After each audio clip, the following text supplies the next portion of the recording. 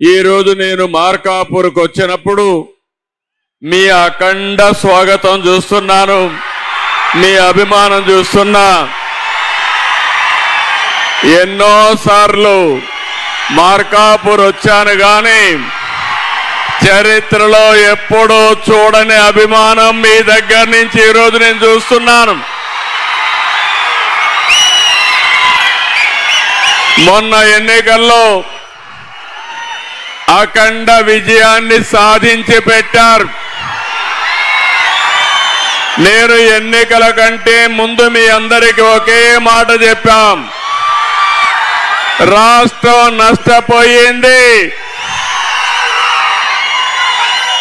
ఎక్కడ చూసినా విధ్వంసం జరిగింది,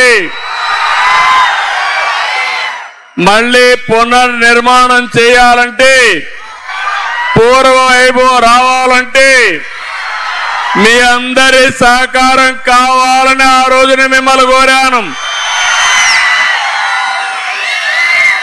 ఈ రాష్ట్రం కోసమే నేను జనసేన అధినేత పవన్ కళ్యాణ్ గారు కలిశాం.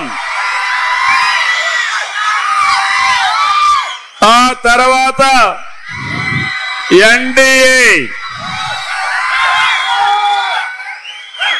మన ప్రధానమంత్రి నరేంద్ర మోడీ గారు పూర్తిగా సహకరించి కూటమి కట్టాం. నేను ఎన్నో రోజులు రాజకీయాల్లో ఉన్నాను కానీ మొన్న ఎన్నికల్లో మీరు ఓట్లేసిన విధానం, ఎవరిని అభ్యర్థిని పెట్టినా 94% గెలిచాం. అఖండ విజయాన్ని కట్టబెట్టిన మిమ్మల్ని అందరినీ అభినందిస్తున్నా. అరకు మొదలుకొని ప్రకాశం వరకు ఒక్క సీటు కూడా వాళ్ళకి రాలేదు. ఏజెన్సీలో 2 వచ్చాయి. ప్రకాశం జిల్లాలో కొద్దిగా బ్రేక్ పడింది. ఎర్రగొండపాలెం, దర్శి మనం దెబ్బతిన్నాం. రేపు జరిగే ఎన్నికల్లో ఒంగోలు జిల్లా, మార్కాపూర్ జిల్లా 100% గెలిపించే బాధ్యత మీది.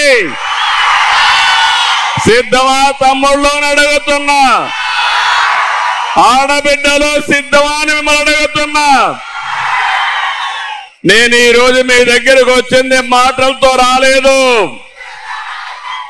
ఎన్నికల ముందు మీకు ఒక మాట చెప్పాను, 150 కిలోమీటర్లు ఇక్కడి నుంచి మీరందరూ కూడా ఒంగోలు పోతున్నారు. మార్కాపూర్ని జిల్లా చేస్తానని చెప్పి మాట నిలబెట్టుకున్నారు. అవునా కాదా అని మిమ్మల్ని అడుగుతున్నా. ఆ రోజు నేను ఆలోచించాను. నేను 3 ప్రాంతాల్లో హామీ ఇచ్చాను. ఒకటి మార్కాపూర్ జిల్లా, వెనుకబడిన ప్రాంతం, మీకు న్యాయం చేయాలి. రెండోది మదనపల్లి, అన్యాయం జరిగింది, అక్కడ ప్రాంతం వాళ్లకు న్యాయం చేస్తానని చెప్పాను. మూడోది పోలవరం.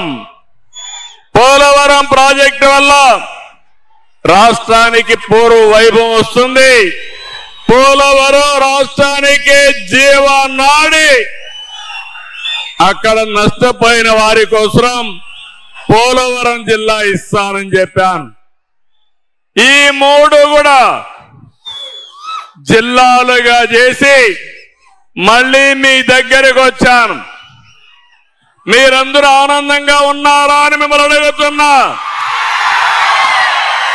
గట్టిగా చప్పట్లు కూడా చెప్పండి, మేమందరం ఆనందంగా ఉన్నామని. ఏం తమ్ముళ్ళు, మీరు వెనకాల ఉండేవాళ్ళు,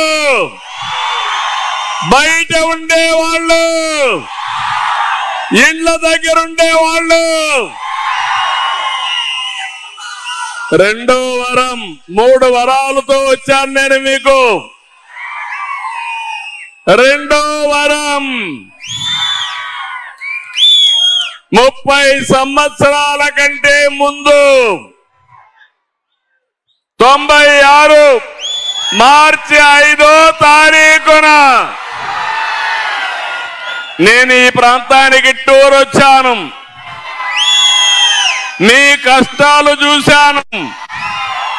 ఎక్కడ చూసినా ఫ్లోరైడ్ ఉండే నీళ్లు, తాగడానికి వీలులేని నీళ్లు, కరువు ప్రాంతం ఈ ప్రాంతం. మాకు శ్రీశైలం నీళ్ళిమ్మని అడిగారు మీరు ఆ రోజు. పిల్లలున్నారు కానీ పెద్దలకు జ్ఞాపకం ఉందా అని అడుగుతున్నా మిమ్మల్ని అందరినీ. జ్ఞాపకం ఉంటే గట్టిగా చప్పట్లు కూడా చెప్పండి, జ్ఞాపకం ఉందని. ఆ రోజు నేను ఆలోచించాను, ఎప్పుడైనా సరే వెనుకబడిన ప్రాంతాలను అభివృద్ధి చేయాలి. మార్కాపూర్ ప్రాంతం ఆ రోజు ప్రకాశం జిల్లా పశ్చిమ తాలూకాలు నీళ్లు లేకుండా ఇబ్బంది పడ్డారు.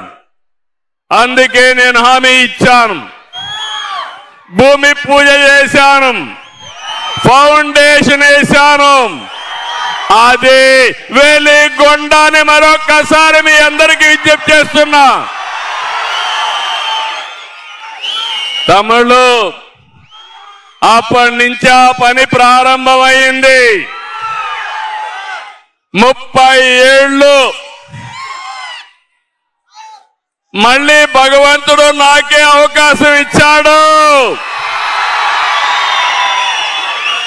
వెలుగొండను పూర్తి చేసి జాతికి అంకితం చేసి మీ జాతకాలు మార్చమని. అవునా కాదా? అవునంటే గట్టిగా చప్పట్లు కూడా చెప్పండి.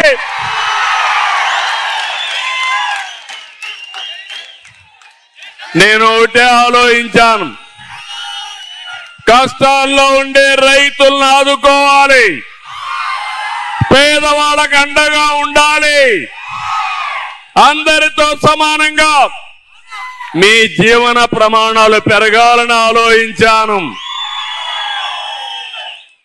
అందుకే ఆ రోజు నేను ఫౌండేషన్ వేసిన తర్వాత ఖర్చు కూడా పెట్టి అడ్మినిస్ట్రేటివ్ శాంక్షన్ చేసి మొట్టమొదటిసారిగా పనులు ప్రారంభించిన పార్టీ తెలుగుదేశం పార్టీ. అవునంటే గట్టిగా చప్పట్లు కూడా చెప్పండి అవునని. 2014-19 పనులన్నీ పడకేశాయి. మళ్ళీ ముఖ్యమంత్రి అవుతానే నేనే నేరుగా ప్రాజెక్టు దగ్గరకు వచ్చి పనులు పరిగెత్తించిన పార్టీ తెలుగుదేశం పార్టీ.